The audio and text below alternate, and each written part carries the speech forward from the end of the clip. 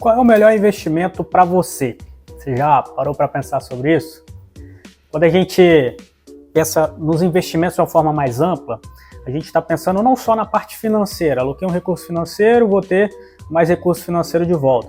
A gente pensa num conceito mais amplo, então eu posso investir meu tempo para ter conhecimento, por exemplo, por meio dos estudos. Eu estou investindo nos meus estudos, investindo na minha carreira eventualmente. Eu posso investir em recursos humanos para ter mais tempo no meu negócio, para pensar na parte mais estratégica, sair um pouco do operacional. Então, a parte de investimentos, a gente olhando para uma forma mais ampla, qual que seria o melhor investimento para você? Me atrevo a dizer que seria o seu próprio negócio, né? A sua empresa ou você mesmo, que é eventualmente um estudante, está investindo na sua carreira. Você criou um sistema que permite você alocar o mínimo de recurso possível para ter o máximo de recurso possível. Basicamente é isso que você criou. É o que você domina, é o que você sabe fazer de melhor. É ali que é o seu melhor investimento, essencialmente. Tá? Só que esse investimento que você desenvolveu, esse sistema, ele tem 3 aspectos fundamentais quando a gente está falando de negócios aqui. Então, ele é uma renda ativa, ele precisa da sua participação ativa nesse negócio, nesse sistema, para que isso gere frutos, né? Então, no seu negócio, se você sair, ele não vai gerar os mesmos rendimentos que ele tem gerado com você, né? Então, é uma renda ativa, ele precisa de você ali com ele.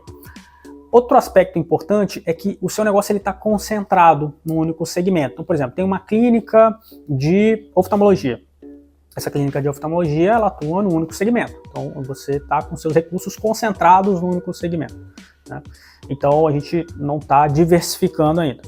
E outro fator é que o seu negócio, ele se comunica com o mundo por meio das finanças, né? Você precisa pagar fornecedores, né? Receber dos clientes e tudo mais. Isso gira um certo capital ali na sua empresa. Então vamos olhar para cada um desses aspectos, vamos olhar primeiro, começando ali para a parte da renda ativa. Eu vou contar um pouco da minha história, né?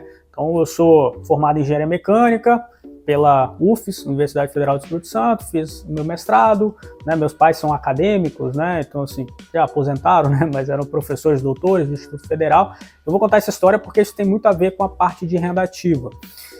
Assim que eu já estava, né, no mestrado ali, ganhando uma bolsa de R$ 1.500, pintou um concurso da Marinha do Brasil.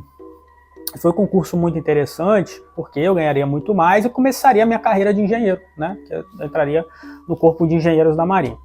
Passei nesse concurso, resolvi, né, terminei o mestrado, fui para a Marinha do Brasil. O grande problema naquela época é que a Marinha dispunha de, basicamente, os recursos de engenharia ali no Rio de Janeiro. Eu precisava ir para lá, especificamente fiquei baseado no Rio, mas eu tinha muito interesse em voltar para o meu estado, no Espírito Santo. Adoro o Espírito Santo. Quem já não teve, quem não teve aqui está convidado, inclusive, excelente estado, Vitória, capital maravilhosa. Então, queria muito voltar para cá, viver aqui. Pela Marinha eu vi que não dava, né? Porque os recursos de engenharia estavam basicamente lá, não tinha muito o que fazer aqui em Vitória de fato. Então, nesse momento que eu percebi isso, eu pensei, olha, se eu tiver algum recurso financeiro lá na frente, eu acho que isso vai me ajudar. Eu não sei o que eu vou fazer, não sabia o que eu ia fazer, mas eu sabia que juntar dinheiro me ajudaria lá na frente a tomar uma decisão. Eu teria liberdade de escolha para permanecer na Marinha ou não, voltar para o meu estado, fazer uma transição de carreira, enfim. Então, quando eu comecei a ver quanto eu deveria poupar e tudo mais, coloquei numa planilha, vi que em determinado momento, depois dos 10 anos eu tinha estimado, eu conseguiria finalmente ter essa escolha, se eu ficaria ou não.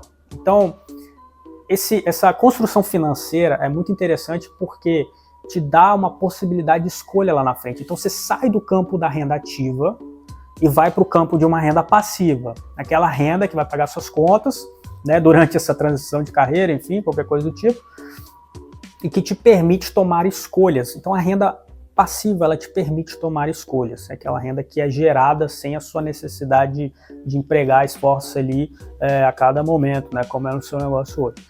Então, o seu negócio, embora ele seja uma renda ativa, é importante você pensar em construir uma renda passiva. No meu caso específico, eu tinha um objetivo muito claro, deu muito certo, em 7 anos eu consegui voltar para cá, né, debaixo da Marinha, agora eu estou em Vitória.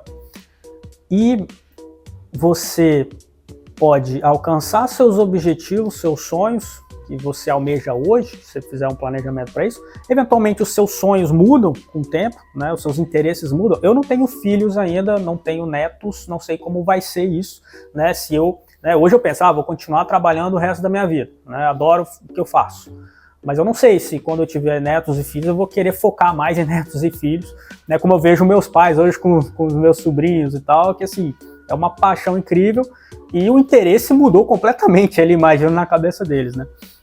Então, eu acho que é importante a gente ter essa visão de construir renda passiva também porque os interesses podem mudar lá na frente. E a gente ficar preso a alguma coisa não é muito interessante. Eu acho que o dinheiro ele te permite fazer escolhas, ter liberdade de escolha.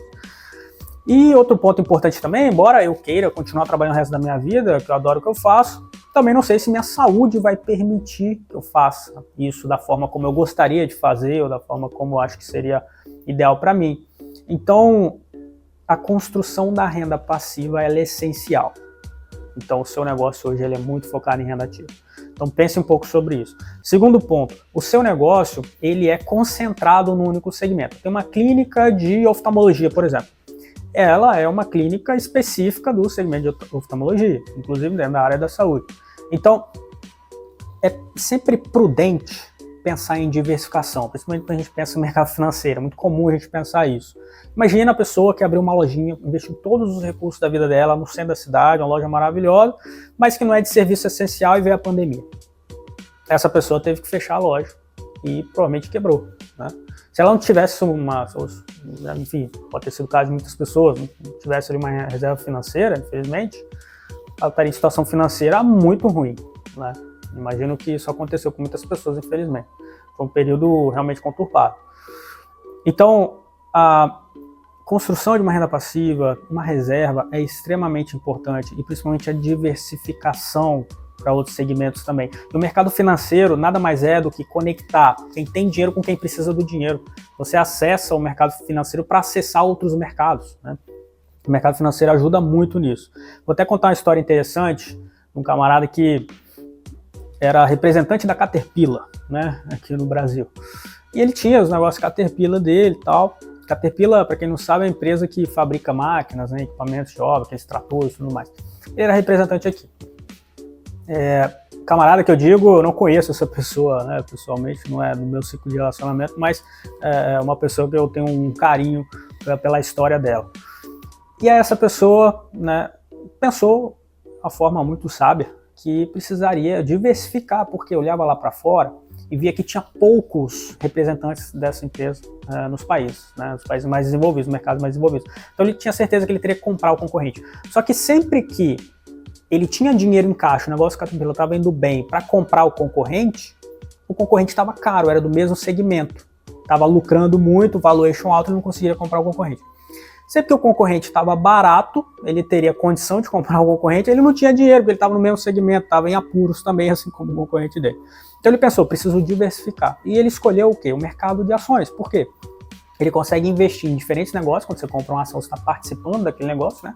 Então ele conseguiu investir em diferentes setores da economia, e ele pensava que em algum momento, pensamento de longo prazo, não sabe quando, mas em algum momento, aqueles negócios iriam estar bem e o negócio Caterpillar estaria mal. Ele poderia vender esses negócios para comprar os concorrentes ali do negócio Caterpillar, né? Essa foi a estratégia dele. E outra, no mercado de ações, se você quiser vender uma ação, demora 2 dias úteis para cair na conta. Então, a liquidez também para ele era muito importante. Ele não poderia abrir um monte de outros negócios ali de capital fechado, porque ele não conseguiria ter a liquidez para vender aquilo para comprar o concorrente. E esse momento chegou. As ações valiam muito, né? Até mais do que o negócio Caterpillar, né? Pelo que eu conto na entrevista. E ele poderia comprar vários concorrentes. E aí, nesse momento, ele resolveu ficar com as ações e vendeu o negócio Caterpillar. E hoje é um dos maiores investidores da Bolsa Brasileira. Então, é uma história interessante de como a diversificação ela pode levar o empreendedor a lugares que ele não imaginava, inclusive, né? E não só pensando em segurança, mas em possibilidades, né? A diversificação traz muito isso. Então pense um pouco mais em diversificação no seu negócio também, que isso vai mitigar risco e vai te levar a lugares que você eventualmente não imaginava. O terceiro ponto fundamental é que o seu negócio ele lida com a área financeira inevitavelmente, né? E inclusive quando a gente fala da construção de renda passiva, tende a passar muito por isso também. Você pode criar renda passiva por meio do mercado imobiliário, por exemplo, mas você pode acessar o mercado imobiliário por meio do mercado financeiro também, né, que são os fundos imobiliários, enfim. Então, dado o perfil de investidor, obviamente, né, mas assim, o interessante é que o seu negócio ele se conecta com o mercado financeiro. E nessa conexão é interessante ter uma assessoria financeira, né? Por quê? Porque dentro da assessoria financeira a gente vai buscar algo que o Warren Buffett, que é um dos maiores investidores do mundo, disse, que é a relação preço-valor. Ele diz o seguinte: preço é o que você paga, valor é o que você leva. Ele brinca dizendo assim, em se tratando de meias ou de ações, ou seja, stocks, né, meias ou stocks do inglês ali, no português fica meio esquisito, né, meias ou ações. Ele diz que em se tratando de meias ou ações, ele gosta de comprar mercadorias boas quando estão baratas. Ou seja, justamente quando tem uma discrepância grande entre preço e valor, uma discrepância grande e favorável, né, para compra, né? Então, no mercado financeiro, a gente está buscando isso o tempo todo, né, na alocação dos recursos financeiros dos clientes. Tanto na renda fixa, que é aquela operação de crédito que você empresta dinheiro para alguém e tem a promessa do pagamento de um juro mais o capital principal que você investiu, né? Ou na renda variável, que é o caso das ações, por exemplo, você pode participar de negócio, aí é uma visão mais de longo prazo e sempre adequada ao perfil do investidor. Por quê? Tem uma frase do Benjamin Graham, que foi o mentor do Warren Buffett, imagina, o Warren Buffett, um dos maiores investidores do mundo, o mentor dele, né?